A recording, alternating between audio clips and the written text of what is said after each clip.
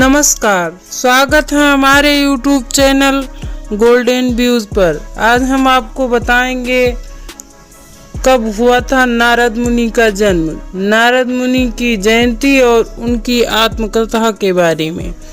अगर आप हमारे चैनल पर नए हैं तो हमारे YouTube चैनल गोल्डन व्यू को सब्सक्राइब जरूर करें। वीडियो को अंत तक देखें, लाइक शेयर कमेंट करना बिल्कुल भी ना भूलें। आइए जानते हैं नारद मुनि के बारे में। महर्षि नारद जी के जन्म से जुड़ी खास जानकारी।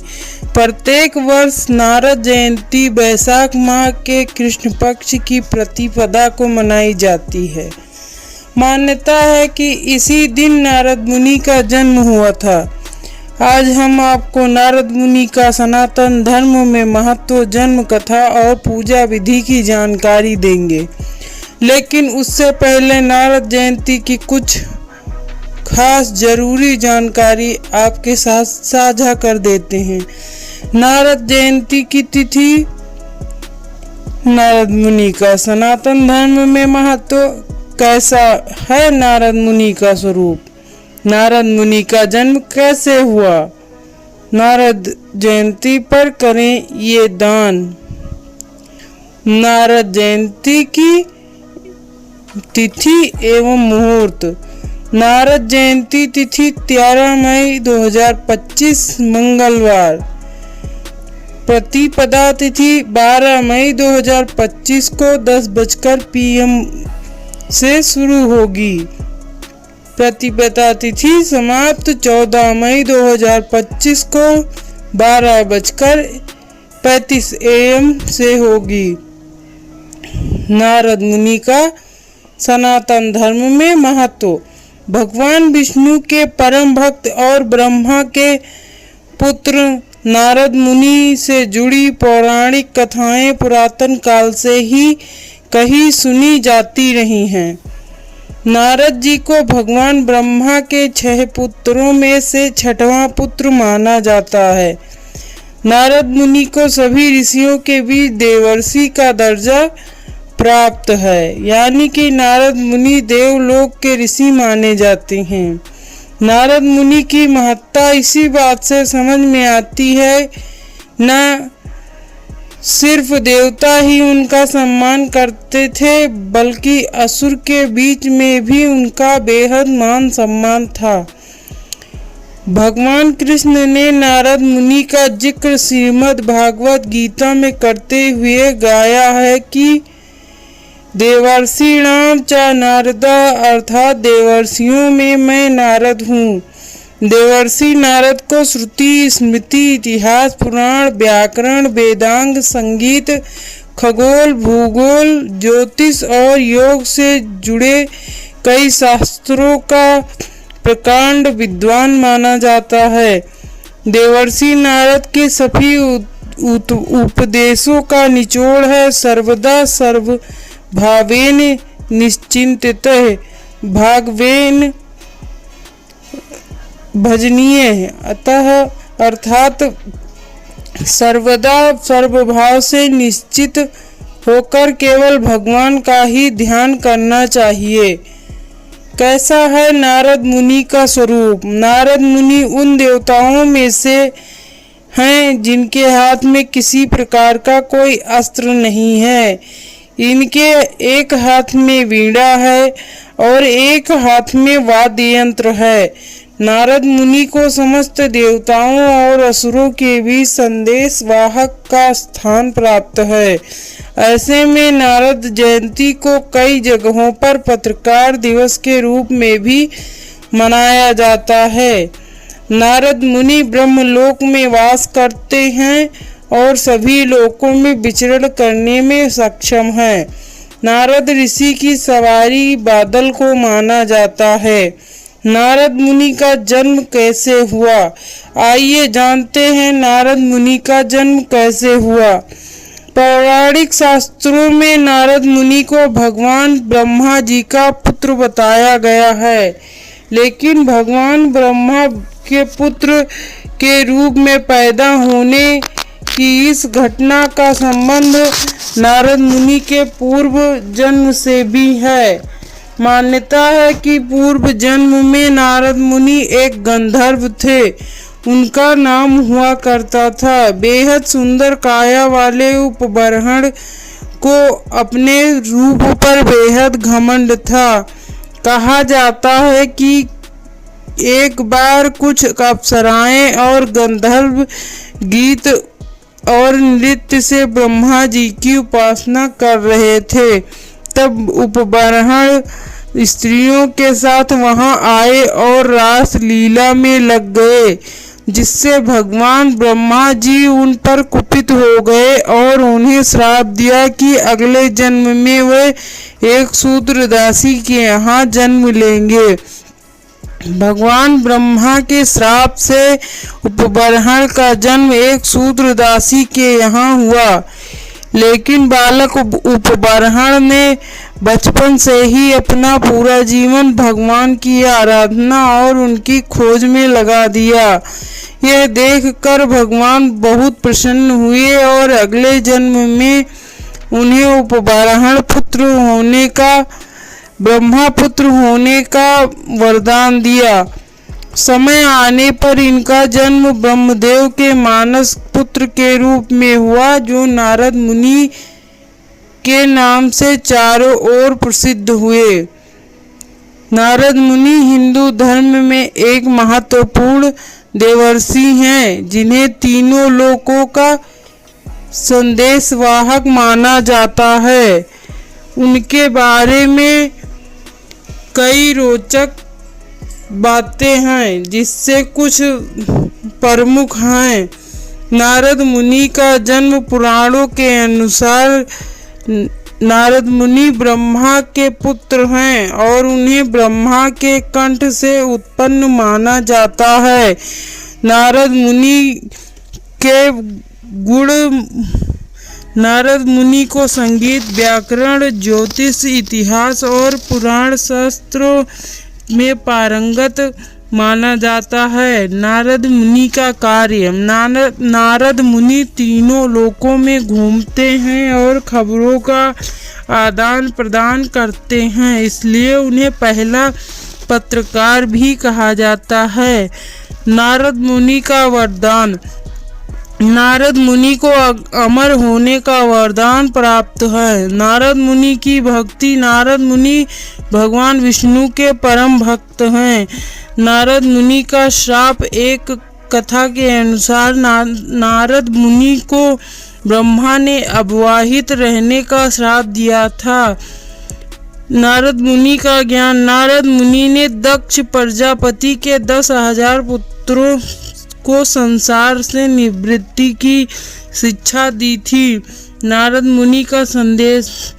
नारद मुनि भगवान विष्णु के माया विविध रूप समझाते थे।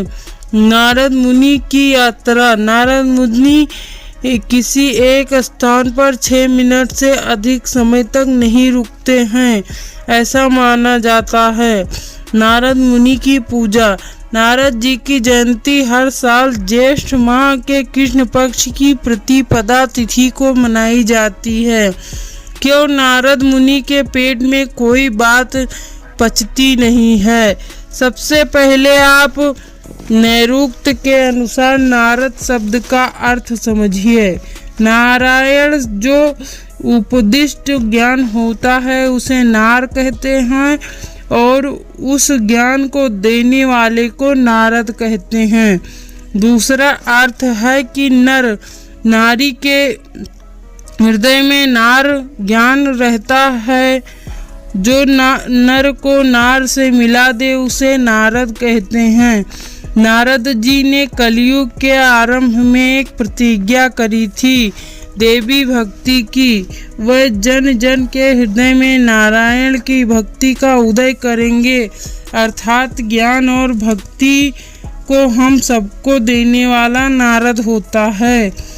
पौराणिक कथाओं में जब भक्त का काम बनवाना होता था तब नारद जी उनके लिए उपाय बताते थे। जैसे राम कथा में जब जयंत के सामने और कोई चारा नहीं बचा, तब नारद जी ने ही उसे राम की शरणागति का उपाय बताया।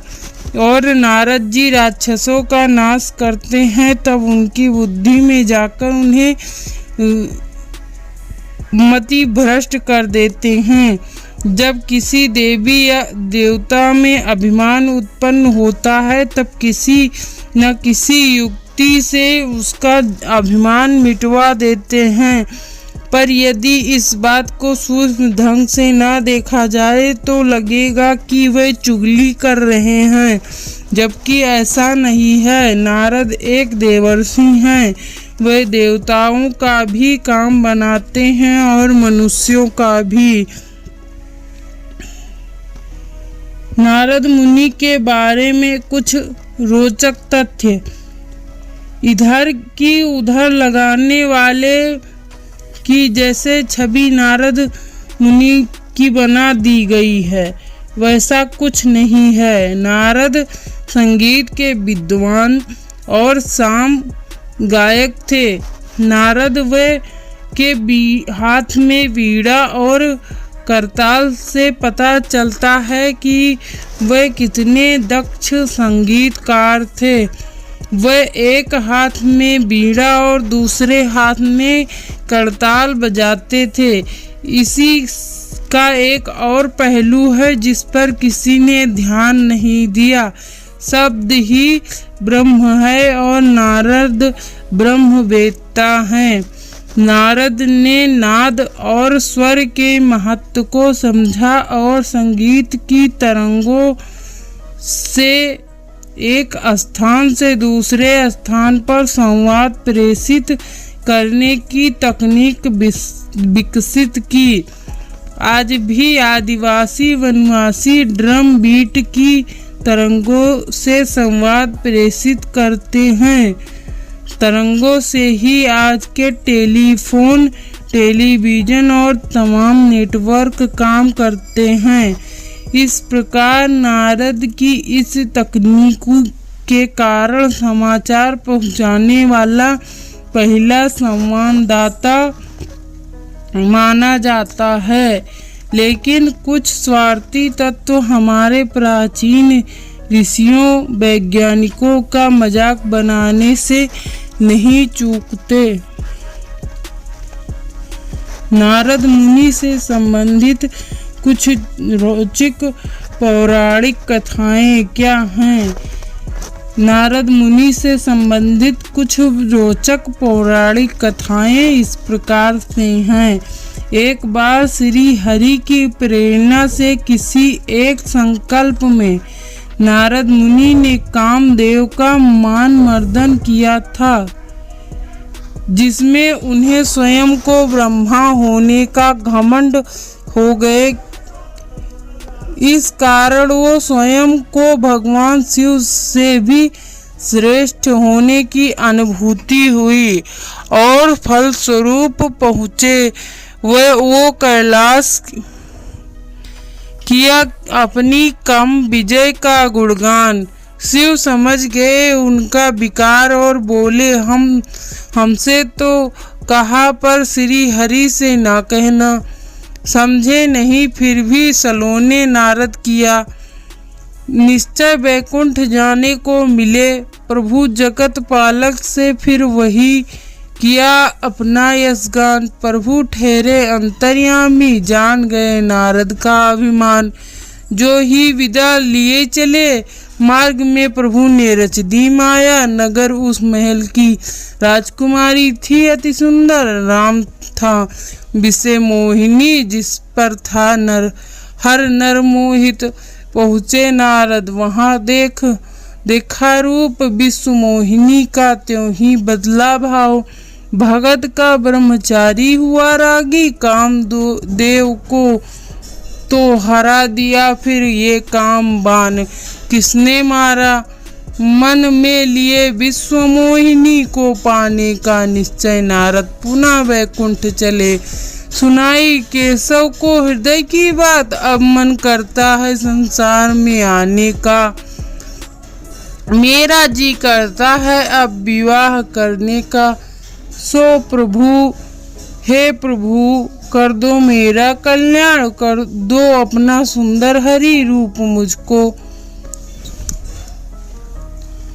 बोले प्रभु, विचार करो क्या चाहिए ही हरि तुम रूप तुमको। बोले नारद, हाँ पाया है रूप हरि का, पहुँचे स्वयंवर। मन में पक्का हो गया कि डालेगी विश्व मोहिनी वरमाला।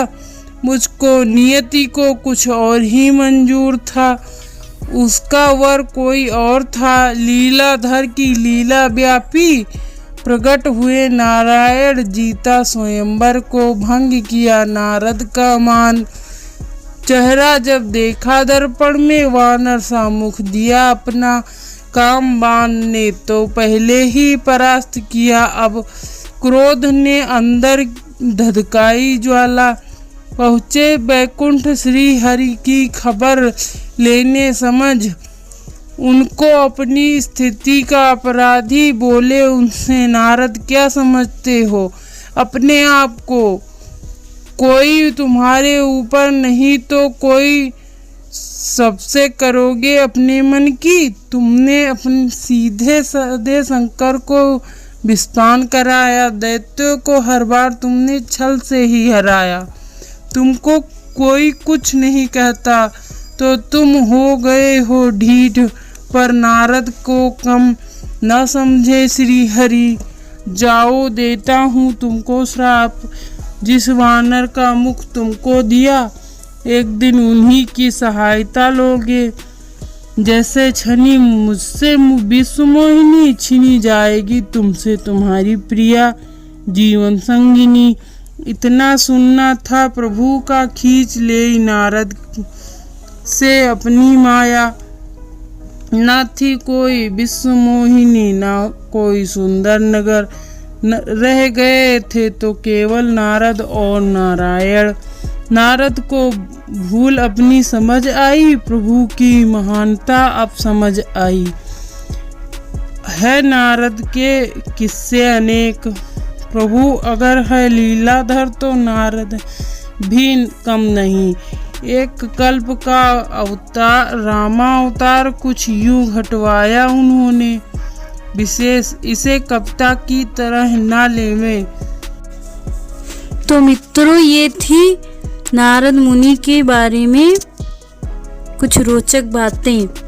वीडियो में अंत तक बने रहने के लिए आपका बहुत बहुत धन्यवाद।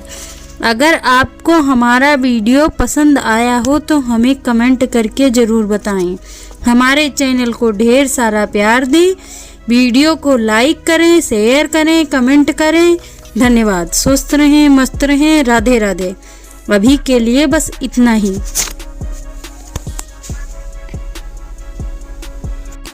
हमने ये सारी जानकारी गूगल और किताबों से इकट्ठी करी है, अपने मन से कुछ नहीं बता रहे हैं। अगर कोई त्रुटि रह गई हो तो कमेंट में हमें ज़रूर बताएं।